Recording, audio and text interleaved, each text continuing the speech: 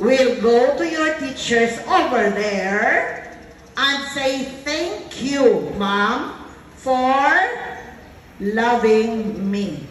Ma'am, salamat, good Ma'am.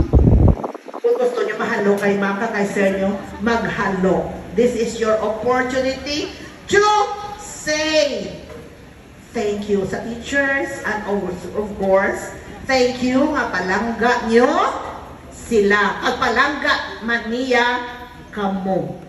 Thank you.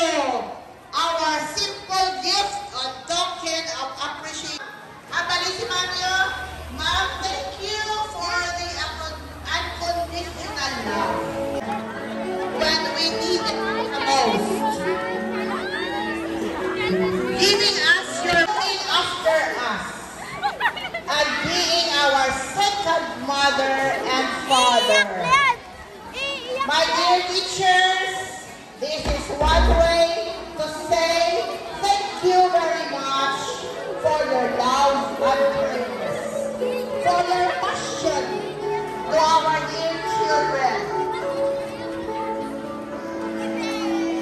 Salamat, salamat, salamat.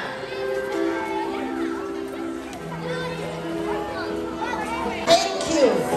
And of course, this is the time to let you know that you will miss your teachers.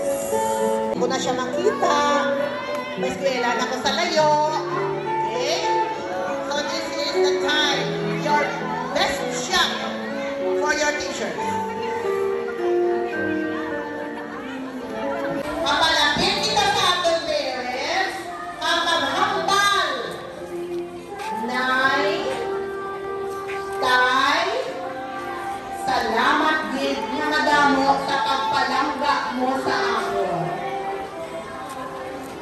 This is a rare opportunity that you can kiss your